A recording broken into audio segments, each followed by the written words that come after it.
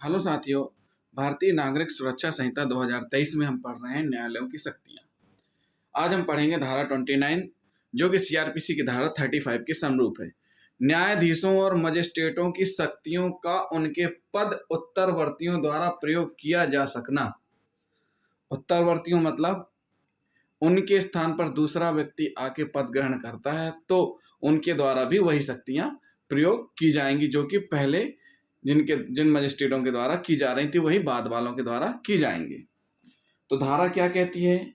इस धारा के उपबंध यह इंगित करते हैं कि किसी न्यायाधीश या मजिस्ट्रेट की शक्तियों का प्रयोग और कर्तव्यों का पालन उनके बाद उनके पद ग्रहण करने वाले न्यायाधीश या मजिस्ट्रेट कर सकते हैं।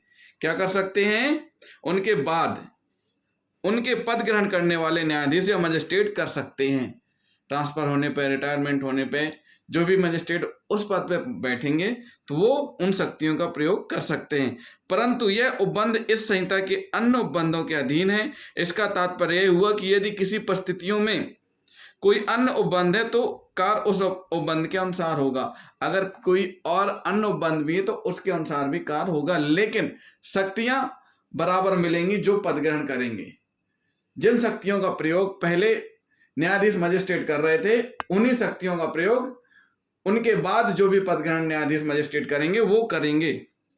ये हो गया पॉइंट नंबर 1, धारा 29 का भाग 1। सेकंड भाग क्या कह रहा है? सेकंड भाग कह रहा है कि जब इस बारे में कोई शंका है कि किसी अपर या सहायक सेशन न्यायाधीश का पद उत्तरवर्ती कौन है, तब सेशन न्यायाधीश लिखित आदेश द्वारा यह अवधारित करेगा कि कौन सा न्यायाधीश इस संहिता के या इसके अधीन किन्हीं कार्रवाइयों या आदेशों के प्रयोजन के लिए ऐसे अपर या सहायक सेशन न्यायाधीश का पद उत्तरवर्ती समझा जाएगा। यदि इस संबंध में ऐसा कोई संदेह उठता है कि किस अधिकारी ने पूर्ववर्ती अधिकारी का कार्यभार संभाला है, मतलब किस अधिकारी ने कि किस सहायक सेशन न्यायाधीश ने उसका कार्यभार संभाला है और कौन पूर्ववर्ती न्यायाधीश का उत्तरवर्ती है, तो सेशन न्यायाधीश द्वारा लिखित आदेश देकर उत्तर दिया जाएगा। इस संबंध में उत्तर कौन देगा? सेशन न्यायाधीश के द्वारा लिखित में उत्तर दिया जाएगा। अब बात चल रही पॉइंट नंबर 3। पॉइंट नंबर 3 बोल रही है मजिस्ट्रेट की स्थिति में सीजीएम लिखित आदेश देकर उत्तर देगा।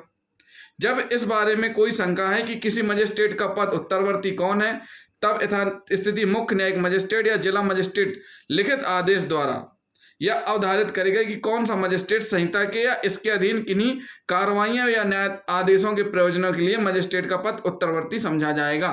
मतलब कौन देगा यहाँ पर लिखित आदेश?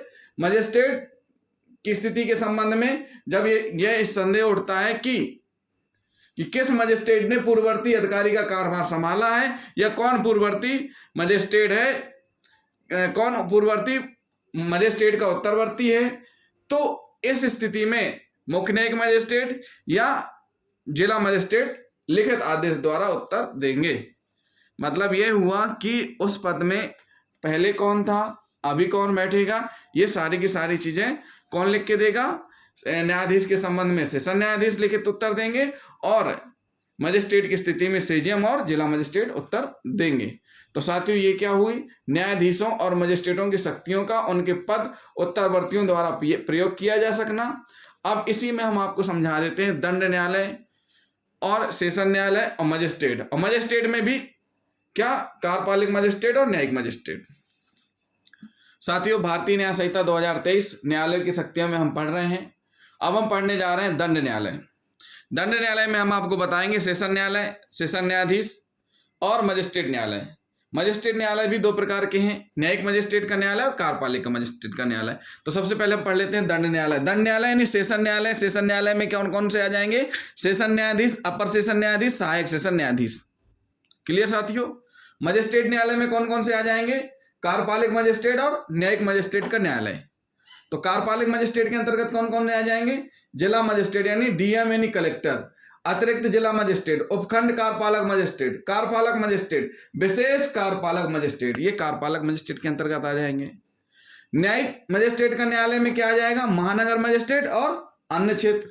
महानगर मजिस्ट्रेट में मुख्य महानगर मजिस्ट्रेट, अपर मुख्य महानगर मजिस्ट्रेट, महानगर मजिस्ट्रेट, विशेष महानगर मजिस्ट्रेट।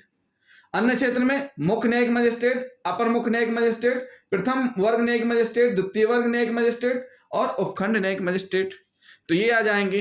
तो साथियों ये हुआ दंड न्यायालय, और इसी के साथ न्यायालय की शक्तियां हुई समाप्त। अगले वीडियो में हम पढ़ेंगे वरिष्ठ पुलिस अधिकारियों की शक्तियां। तो जिन साथियों ने अभी तक हमारा चैनल सब्सक्राइब नहीं किया है तो हमारे चैनल को सब्सक्राइब कर लें, और वीडियो को अधिक से अधिक शेयर और लाइक जरूर करें, कमेंट भी करते जाएं। थैंक यू दोस्तों।